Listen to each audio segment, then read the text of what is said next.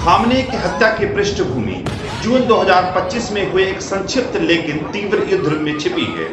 13 से 24 जून 2025 के बीच इजराइल ने ऑपरेशन राइजिंग लॉयन शुरू किया, जिसमें ईरान ने नतांज, फोर्डो और इस्फहान स्थित परमाणु ठिकानों पर हमला किया गया।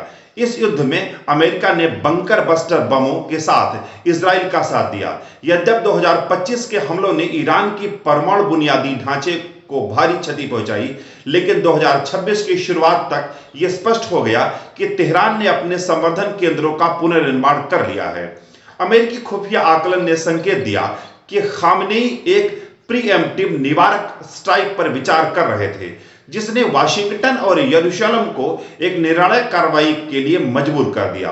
28 फरवरी 2026 को अली खामनेई की हत्या एक अत्यधिक परिष्कृत डिकैपिटेशन स्ट्राइक थी, जिसे अमेरिका और इजराइल ने संयुक्त रूप से अंजाम दिया था। इस ऑपरेशन का कोड नाम संभवतः एपिक फ्यूरी था, जिसका उद्देश्य ईरानी नेतृत्व की सर्वोच्च कड़ी को काटकर शासन परिवर्तन की प्रक्रिया शुरू करना था। खुफिया जानकारी और योजना CIA और मोसाद ने महीनों तक खामनेई की गतिविधियां और संचार प्रणालियों की निगरानी की थी।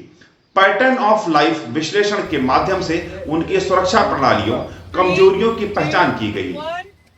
मित्रों, शनिवार 28 फरवरी की सुबह खुफिया सूचना प्राप्त हुई कि खामनेई तेहरान के हृदय में स्थित अपने सुरक्षित नेतृत्व परिसर में शीर्ष सुरक्षा सलाहकार अली शामखानी और राष्ट्रीय सुरक्षा परिषद के सचिव अली लारिजानी के साथ बैठक कर रहे हैं। इसी सूचना के ऑपरेशन के अंतिम चरण को सक्रिय कर दिया। स्थानीय समयानुसार सुबह लगभग 9:40 IRST 8:10 जब रमजान का पवित्र महीना चल रहा था और ईरानी कार्य सप्ताह की शुरुआत हो रही थी, इजरायली वायुसेना IAF के जेट विमानों ने अमेरिकी वायुसेना USAF के सामरिक समर्थन के साथ तेहरान के केंद्र में स्थित पर हमला कर दिया।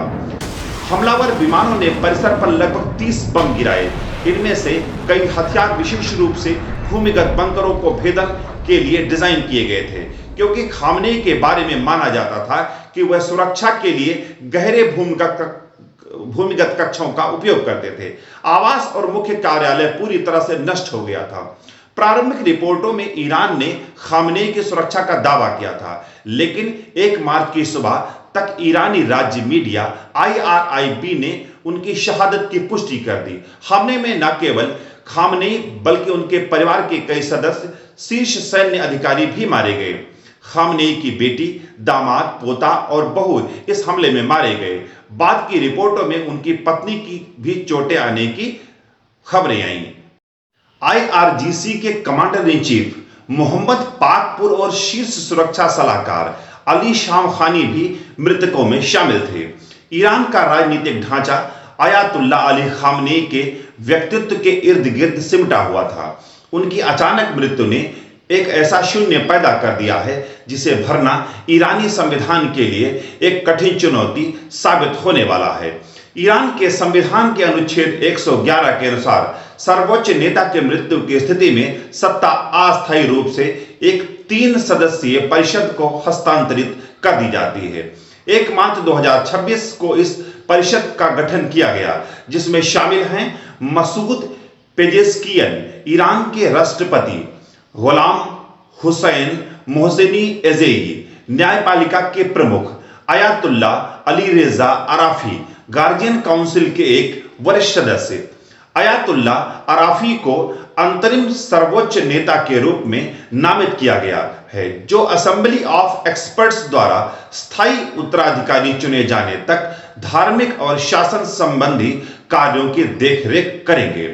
असेंबली ऑफ एक्सपर्ट्स, जो 88 वरिष्ठ मौलवियों का एक पैनल है, को जल्द से एक नए नेता का चुनाव करना है। हालांकि सत्ता के गलियारों में कई नाम चर्चा में हैं, जिनमें से प्रत्येक की अपनी चुनौतियां हैं। मुज्तबा खामनेई, दिवंगत नेता के दूसरे पुत्र, वे IRGC के भीतर अत्यधिक प्रभावशाली हैं, लेकिन ईरान में वंशानुगत शासन, शाह की तरह के प्रति गहरा असंतोष उनके मार्ग में बाधा बन सकता है।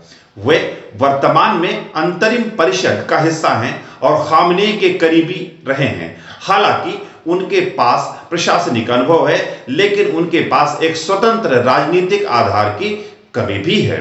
एक कट्टरपंथी मौलवी जो पश्चिमी देशों के साथ पूर्ण टकराव और विशेष हथियारों यानी कि परमाणु के विकास के समर्थक हैं, हसन खुमैनी आयतुल्ला रूहुल्लाह खुमैनी के पोते।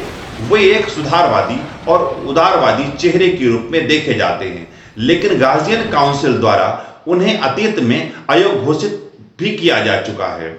विशेषज्ञों का मानना है कि IRGC एक सैन्य जुंटा के रूप में सत्ता पर कब्जा करने की कोशिश कर सकती है यदि असेंबली ऑफ एक्सपर्ट्स उनके अनुकूल उम्मीदवार को चुनने में विफल रहती है। खामनेई की हत्या ने अंतरराष्ट्रीय समुदाय को स्पष्ट रूप से विभाजित कर दिया है। जहां पश्चिमी देशों ने इसे न्याय और स्वतंत्रता का अधिकार यानी राइट्स ऑफ फ्रीडम बताया, वहीं रूस और चीन ने इसे अंतरराष्ट्रीय कानून का उल्लंघन करार दिया है। अमेरिका और इजराइल का पक्ष।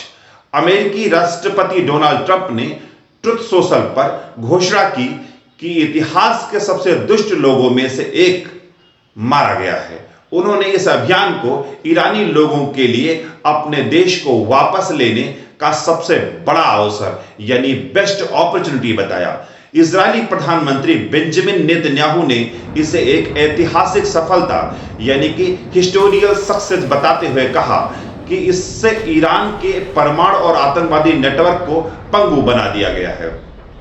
रूस और चीन की नाराजगी। रूस के राष्ट्रपति व्लादिमीर ने इसे एक कायराना हत्या कहा और चेतावनी दी कि यह क्षेत्र को पूर्ण अस्थिरता की ओर ले जाएगा। रूस और यूक्रेन युद्ध के लिए ईरानी ड्रोन पर निर्भर रहा है, इसे एक बड़े राजनीतिक झटके के रूप में देख रहा है। चीन भी तत्काल संघर्ष विराम और वार्ता की बहाली का आह्वान किया है।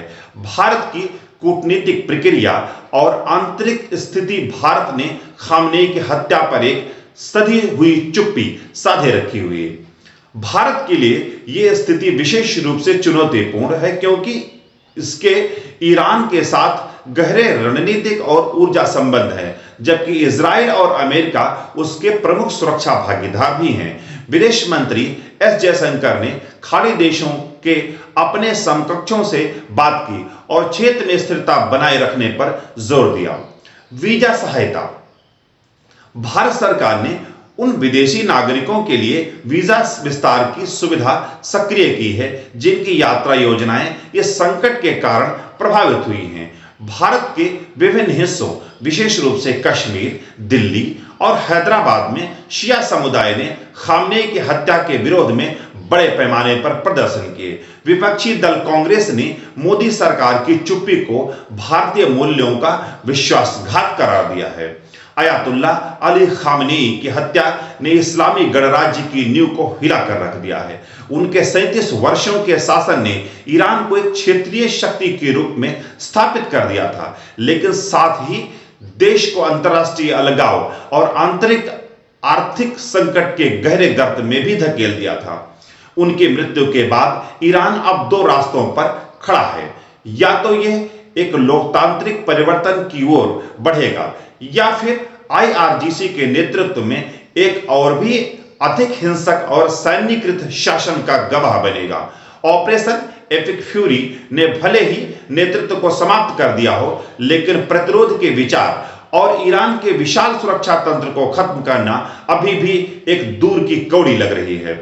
आने वाले 40 दिनों की शोक अवधि यह निर्धारित करेगी कि ईरान के लोग इस अवसर पर उपयोग स्वतंत्रता के लिए करते हैं या क्षेत्र लंबे और विनाशकारी युद्ध की आग में झुलस जाता है।